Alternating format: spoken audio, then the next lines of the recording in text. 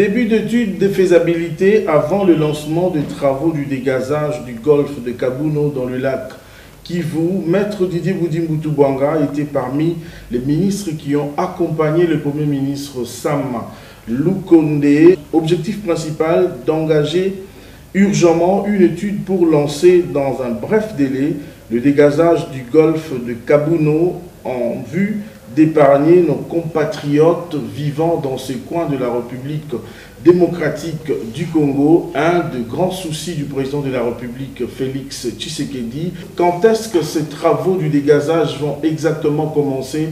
Mesdames et messieurs, nous recevons pour vous ce jour le ministre des Hydrocarbures, Maître Didier Boudi Bouanga, qui venait de séjourner à Goma pour l'étude de faisabilité, comme je venais de le dire. Mesdames et messieurs, très heureux de vous retrouver encore une fois de plus pour vous présenter cette émission. Bienvenue à toutes et à tous à votre magazine RDC Infrastructure et Développement. Merci beaucoup, Maître Didier Boudi Bouanga, de nous recevoir chez vous. Je rappelle à nos téléspectateurs que nous sommes ici dans votre cabinet. Nous sommes venus pour en savoir plus par rapport à ces dossiers du dégazage. Le chef de l'État avait accordé, il vous a donné l'autorisation de descendre sur place. Vous revenez fraîchement de Goma. Est-ce que nous pouvons savoir d'entrée de jeu à quand est-ce que vous allez lancer ces travaux? Parce que vous avez déjà mené les études, vous étiez sur place. Tout à fait, les études avaient commencé bien avant, oui. Ça date de plus d'une année. Quand on était dans le gouvernement Ilukamba, le professeur Michel, parce que c'est lui qui a dégazé le lac au niveau du Cameroun, le lac qui avait causé 1700 victimes. Il avait commencé avec un essai pilote, donc nous sommes allés sur place, plus pour voir ce qu'il a eu à faire et comment ça se comportait. Et nous avons vu que l'essai pilote, le mécanisme qu'il a eu à mettre en place, nous avons vu que ça fonctionne très bien et on est confiant qu'il est en mesure de réellement dégazer le golfe de Kabouno. Mais il n'y a pas de date précise pour le début? C'est incessant, ça se fait incessamment parce que le chef du gouvernement, son Excellence le Premier ministre Sama, a donné l'ordre qu'on puisse décaisser rapidement. J'étais en contact avec le BSECO aujourd'hui. Et ils sont en relais, oui, BSECO, oui. Ils sont en relais avec le ministère, parce que le financement passe par eux, il ne passe pas par le ministère. Nous, l'argent. Il transite par le bureau central des coordinations. Voilà, il transite par le BSECO. J'étais en contact avec le directeur aujourd'hui, qui est en contact avec le ministère des Finances. Donc le décaissement peut intervenir demain ou en début de semaine prochaine. Parce que le plus important, c'est qu'une fois que le décaissement sera effectif, le matériel va arriver. Et l'opération de dégazage pourra commencer. Et vous pensez qu'une fois que le financement est prêt, ces travaux vont vous prendre combien de temps? Est-ce que vous avez déjà des estimations? On a des estimations. On peut aller jusqu'à 10, 11, même 13 mois. On peut aller jusqu'à ça. Mais le plus important, c'est de commencer. Déjà, le lac Kivu, en général, c'est 300 km3 de dioxyde de carbone, donc de CO2, et c'est 60 km3 de gaz méthane. Et tout ça est concentré au niveau de la ville de Goma, ce gaz dioxyde de carbone, est à plus de 150 mètres en dessous de l'eau. Donc ce qui a fait que malgré l'éruption du Nyiragongo, même si le lave entrait dans le lac vers Goma, il n'allait pas avoir de dégâts, parce que le temps que les laves descendent jusqu'en bas, il n'y aurait pas d'explosion. Mais par contre, au niveau du golfe de Kabouno, le gaz carbonique, il est à moins de 20 mètres de la surface. Et on estime même entre 13, 14, 15 mètres de la surface. Donc, si aujourd'hui le volcan Nyamulagira entre en éruption et que les laves entrent au niveau du golfe de Kabouno, ce sera la catastrophe. Parce que ce sera un scénario simple. Ça va embraser, ça va exploser. Maintenant, le gaz va suivre la direction du vent. Et si le vent se dirige vers Goma, il va prendre toutes les personnes, toutes les vies à son passage. Poules, chèvres, porcs, hommes, tous lézards. Et c'est ça le grand danger. C'est arrivé au Cameroun, il y a eu plus de 1700 morts. Et au Cameroun, c'était dans une forêt. Mais nous, il y a des grandes villes à côté. Même la ville de Gisenyi aussi pourrait être touchée. D'où l'urgence. Le chef de l'État, il y a une semaine, m'avait instruit de suivre ce dossier. Et là, le Premier ministre m'a mis dans sa délégation. Nous nous sommes rendus sur place. Et lui, à son tour, m'a demandé de ne pas regagner Kinshasa tant que je n'aurais pas réglé cette affaire, tant qu'on n'en saurait pas plus. J'ai fait mon travail, j'ai ramené le rapport qu'il faut. Et là, les moyens seront donnés au professeur Michel pour qu'il puisse commencer son travail. Est-ce que vous pensez que dans les 11 mois du timing que vous venez d'expliquer ici, les dangers ne sera pas là directement? Est-ce qu'on a le temps pendant ces 11 mois-là qu'il n'y ait pas catastrophe? Non, on ne sait pas qu'on a le temps, mais il faut qu'on commence. Et là, on va commencer. C'est ça le plus important. Parce que dès qu'on commence, la situation va commencer à s'améliorer. Il y aura moins ce gaz toxique. Ça va réduire les dangers. Ça va réduire les dangers. Au bout de 13-14 mois, il n'y aura plus de gaz et il n'y aura plus de danger. Vous avez parlé des stations pilotes qu'il faudrait implanter. Vous avez placé, il y a une station pilote. Il faudrait en arriver à combien pour essayer un peu de stabiliser le champ? Déjà, la capacité de ces stations pilotes, il faudra qu'elle puisse être x12 pour pouvoir dégazer le golfe de Kabounou. Et c'est ce qui est prévu. Donc, il reste 11 à placer. Oui, et puis là, c'est un petit format. Je sais que le professeur devra pas être passé. Ce sera de grands formats pour pouvoir dégazer. Déjà, là, je suis en train de tousser. Je ne suis pas en forme parce que j'ai respiré ce gaz quand on était sur place. Parce que quand la structure est en train de dégazer, oui, il y a le CO2 qui sort. Et bon, on a eu à respirer ça, c'est le risque du métier. Et voilà, je suis un peu irrité, mais ça va aller. Ouais, Monsieur le ministre Didier Boudi-Mboutouboanga, j'aimerais que vous puissiez lancer un message à nos frères et sœurs. Aujourd'hui, la situation est un peu grave sur ce point de la République démocratique du Congo. Est-ce que vous avez un message de compassion et message en tant qu'autorité de tutelle des hydrocarbures pour rassurer que le gouvernement de la République met le moyen? Je sens le souci du président de la République à travers vous, en face de moi. J'aimerais que vous puissiez lancer un message à cette population qui est en train de nous suivre en ce moment. Le message est simple. Ils font partie de la population congolaise. Et je pense que le gouvernement a eu à le montrer, parce que dès que ce drame est arrivé, le chef du gouvernement a dépêché une dizaine de ministres qui étaient allés sur place pour constater. Et là, nous venons encore d'y aller avec lui. Et le chef de l'État va s'y rendre peut-être d'ici 48 heures à nouveau. Et nous avons tout mis en marche pour pouvoir apporter provision, tout ce qui est apport en termes de nourriture. Nous avons tout mis en marche pour qu'il puisse y avoir des médicaments. Il y avait un problème d'eau. L'eau a été rétablie. Donc, le peuple de Goma sait que le gouvernement est avec eux. Nous sommes Congolais, nous sommes tous de Goma, nous sommes tous des Républiques démocratiques du Congo, donc nous sommes réellement ensemble. Ça, c'est le grand message que je peux lancer. Le deuxième grand message, parce qu'il y a beaucoup d'inquiétudes, beaucoup de gens pensent que dégazer, c'est exploiter le gaz de façon énergétique. Non, dégazer, c'est enlever tout ce qui est CO2, tout ce qui est dioxyde de carbone. Mais exploiter pour transformer en énergie, nous sommes en train d'y travailler. Il y a des sociétés russes qui sont venues me voir. Il y a une société américaine, et il y a surtout une société tunisienne avec laquelle nous avons beaucoup avancé. Et à la fin du mois, les Tunisiens. Oui, à la fin du mois, je me rends en Tunisie par rapport à ça. D'ici la fin de l'année, on pourra aussi exploiter le gaz méthane pour le transformer en énergie. Comment faire pour éviter les risques en cas de nouvelle explosion? Il y a possibilité peut-être de faire quelque chose? Nous devons juste dégazer. En attendant que les travaux puissent se terminer. Personne ne pourra arrêter une lave qui est en train de rouler. Donc nous devons commencer le dégazage et c'est ce que le gouvernement a mis en place et nous allons le commencer. Et Dieu voulant, il n'y aura pas de drame d'ici là et on va finir le dégazage à temps. Qu'est-ce que vous pouvez répondre, Monsieur le ministre, à ceux qui disent que c'était une visite de santé parce que le gouvernement est parti et le gouvernement n'a rien apporté? Il y a des gens qui critiquent aujourd'hui. Vous êtes sur les réseaux sociaux, vous lisez aussi ce qui s'écrit, il y a d'autres vérités, mais d'autres, il y a des rumeurs. Quelle est l'aide que le gouvernement a menée? Pourquoi amener 11 ministres et le Premier ministre? Le Premier ministre a emmené 11 ministres par secteur. Oui. Le ministre de la Recherche scientifique il était dans la délégation parce que tout ce qui est volcan, l'OVG, c'est lui qui gère ça. Oui. Le ministre de la Santé était là parce qu'il y avait déjà une pandémie par rapport à, si je ne me trompe pas, choléra, qui avait un début. Donc il est là et il y a des sinistrés. Donc il fallait voir leur état de santé. Donc il est venu pour constater sur place et donner la direction qu'il faut. Le ministre des Affaires humanitaires est venu là parce qu'il fallait aider les gens. Oui.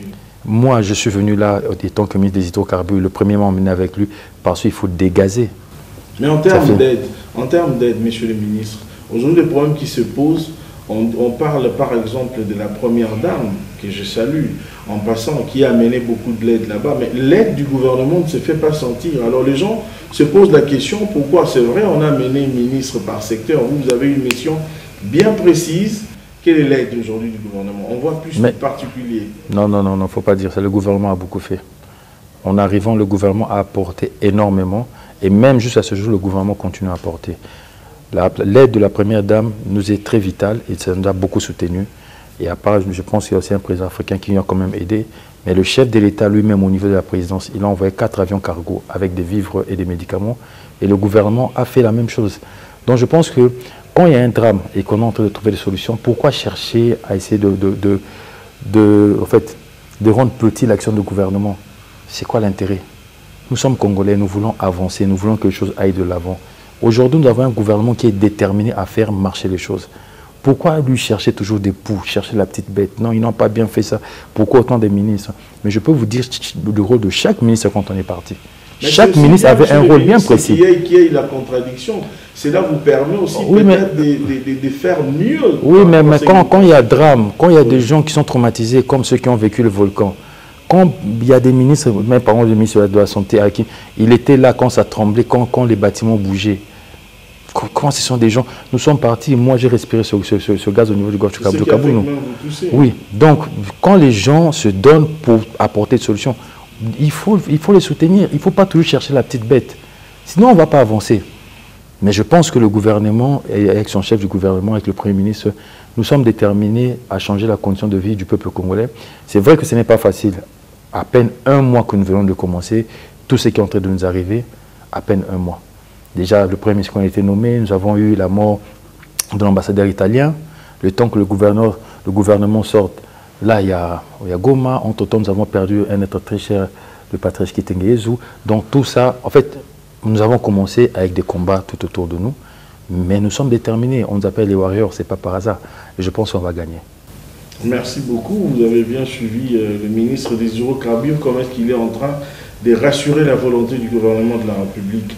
Monsieur le ministre, avant d'aller à Goma, vous avez effectué une tournée d'itinérance dans le Congo profond. Vous étiez dans l'espace Grand Katanga et même dans l'espace Grand Kassai. Si on voulait avoir vraiment les objectifs qu'ils ont menés à parcourir ces deux parties de la République démocratique du Congo. L'idée était d'abord de faire un état des lieux, oui, que malheureusement avec les situations de Goma, on a dû ralentir un peu, mais faire l'état des lieux et de voir qu'est-ce qui ne va pas réellement. Je suis allé au niveau du Konkatanga et nous avons vu, nous avons compris, il y a des stations qui naissent comme des champignons, oui, et qui n'ont pas d'agrément, qui n'ont pas d'autorisation officielle. J'étais même avec le gouverneur, je lui ai posé la question, il me dira que non, Excellence, même moi je suis surpris, étant gouverneur je suis surpris, parce qu'apparemment c'est le maire qui donne des autorisations. On a demandé à la direction provinciale des hydrocarbures, eux ils n'ont pas délivré des autorisations, mais on voit des stations qui naissent partout, qui apparaissent partout comme des petits champignons. C'est un grand danger pour la population. Tout à fait. On s'est rendu à Kananga et à Mbujimaï et nous avons vu comment certains opérateurs économiques, pour leur intérêt égoïste, ils prennent le produit, l'équivalent de 2000 francs, donc de 1 $, pour aller le vendre à 4 000 à 5 6 000 francs. Donc nous avons vu si c'est vraiment quoi le problème. Le problème, c'était l'acheminement. On a discuté avec le DG de la SNCC et nous sommes maintenant en train de travailler avec lui et bientôt on va approvisionner le Grand Kassai pour qu'il n'y ait plus ces histoires où le carburant peut coûter 5 6 000 francs. Nous sommes en train de travailler sur ça. Au niveau du Haut-Katanga, nous avons vu au niveau de Kasumbalé ça, le travail que l'OCC est censé faire. Et HWG, le travail n'est pas fait comme les normes le demandent parce que le travail est fait en aval. Alors que les normes demandent que le travail puisse être fait en amont. Qu'on contrôle l'entrée des produits au niveau de la frontière, qu'on puisse voir la qualité et qu'on puisse voir aussi la quantité, donc le volume. Mais ce n'est pas ce qui est fait. Les camions citernes entrent sans qu'on le vérifie. Et il y a même des pétroliers qui ont des laboratoires privés. Et des fois, quand les contrôles... Qui traitent de produits. Oui, oui. Quand il faut vérifier la qualité du produit, ça peut prendre 30, 40 jours, ça peut prendre 2, 3 semaines. Donc, chose qui n'est juste pas normale. Et nous sommes rentrés à Kinshasa. J'ai parlé avec mon collègue de l'économie. Je prépare aussi une note que je vais envoyer à mon collègue du commerce extérieur pour pouvoir régler cette histoire. Parce que quand l'OCC perçoit 11 $ par mètre cube et qu'il ne fait pas le travail par rapport à ça, ça pose problème. Donc, on va leur demander, que ce soit à l'OCC ou à HWG, de pouvoir mettre les choses en ordre. On va donner un délai et on va encore y aller. Et si on voit qu'il n'y a toujours pas ça, on prendra les mesures qu'il faut. Entre-temps, pour toutes ces stations qui sont en train de naître au niveau du Haut-Katanga, et même qu'on a remarqué, parce qu'aujourd'hui j'ai reçu l'honorable Peter Kazadi, oui, qui est venu se plaindre dans le même sens que même à Kinshasa, il y a des stations qui sont en train de naître partout. Oui. Mais je le dis aux propriétaires de ces stations-là que les choses vont bientôt changer. On est en train de mettre une commission sur pied. On va lancer des contrôles avec une rigueur, parce qu'on ne peut pas mettre la vie des Congolais en danger. On va vérifier tout ce qu'ils ont comme documents, tout ce qu'ils ont comme permis pour qu'il y ait ces stations à tous les 100 mètres ou 50 mètres. Et les stations qui ne seront pas viables, je pense qu'on va les fermer. Ouais, Excellence, je disais que même s'il y a des stations qui ont des autorisations, qui ont des documents complets, il y a des stations qu'il faut peut-être supprimer. Je donne l'exemple, ça coïncide parce que je suis en face de vous, autorité de tutelle de ces secteurs. Vous voyez à la station, presque à Tipka, Ndolo, au coin là, c'est vers Funa là, il y a une station, juste à 2 mètres de la piste de Ndolo.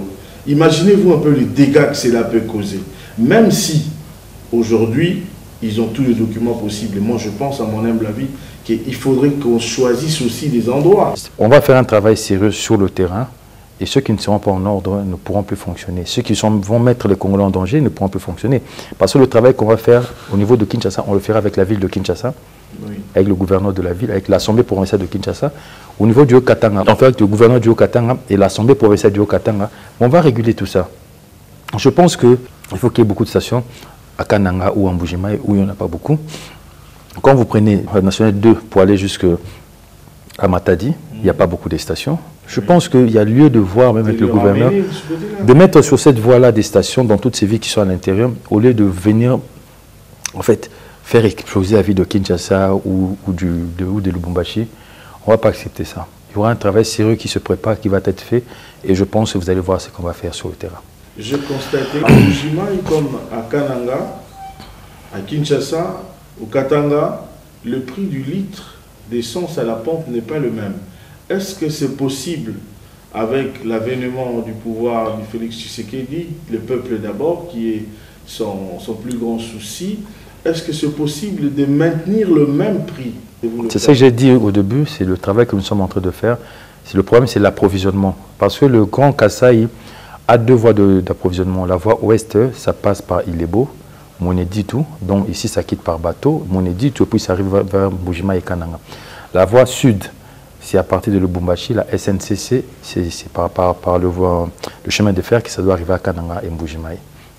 Donc déjà, comme il y avait un problème de locomotive et qu'il n'y avait pas assez de camions-citernes, aujourd'hui, la société nationale, la Sonatrach, parce que nous devons soutenir cette société, elle doit prendre le contrôle de l'approvisionnement du pays. Nous travaillons étroitement avec la Sonatrach et on est en train de voir avec la Sonatrach comment approvisionner le Grand Kasaï. Et nous sommes en train de réfléchir, d'où je suis en train de faire un déplacement pour le Kenya, comment mettre un système de pipeline national.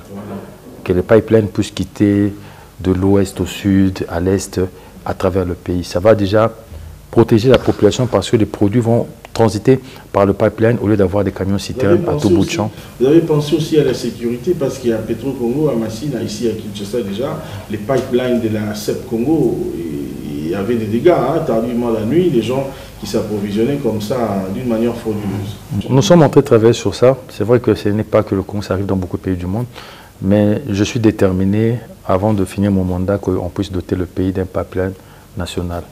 Nous sommes à la 3e vague. Votre collègue de la santé a annoncé la 3e vague et vous savez qu'ici à Kinshasa, il y a beaucoup de gens qui sont sceptiques. J'aimerais que vous puissiez lancer un message en français, en lingala, aux personnes qui croient en vous, Didier Boudim. Vous êtes président de la Dynamique Fachi Président, autorité morale d'un parti politique qui est en train de prendre de plus en plus du volume à travers le pays.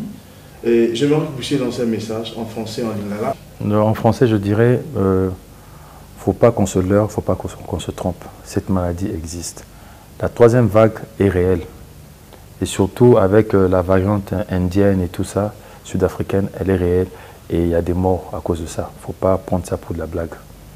En lingala, je dirais, bandeko bokansate ke batu bakofanda gouvernement pour bakosa batu ki malade eza alors que ils malade eza solo. Pe eza komema batu. Batu bazomona ngona pété pour na toucher famille. Au gouvernement lobby, tout la mesure on a pour te battre. En 2 minutes, si quelqu'un nous prenait en cours de cette émission, Maître Didier Boudim Boutoubuanga, qu'est-ce qu'il peut retenir de votre passage dans notre magazine? C'est vrai que nous sommes chez vous, vous nous recevez dans votre cabinet. La première des choses, c'est que le gouvernement a pris les choses en main par rapport au dégazage du golfe de Kabouno et que la population du Nord Kivu peut faire confiance au gouvernement et que le dégazage va commencer très rapidement. Et la deuxième des choses que je pourrais dire, c'est que la petite tournée que j'ai eu à faire au Grand Katanga et au Grand Kasaï va porter des fruits parce que nous allons régler le problème de l'approvisionnement du Grand Kasaï. En gros, c'est ça. Merci beaucoup, Maître Didier Boudi-Mboutoubuanga. Je rappelle que notre invité est le ministre des hydrocarbures de la République démocratique du Congo. Merci beaucoup, Excellence, pour votre disponibilité. À vous également, chers téléspectateurs, nous disons infiniment merci de l'attention particulière que vous nous avez accordée. Le rendez-vous est pris pour la semaine prochaine. Au revoir.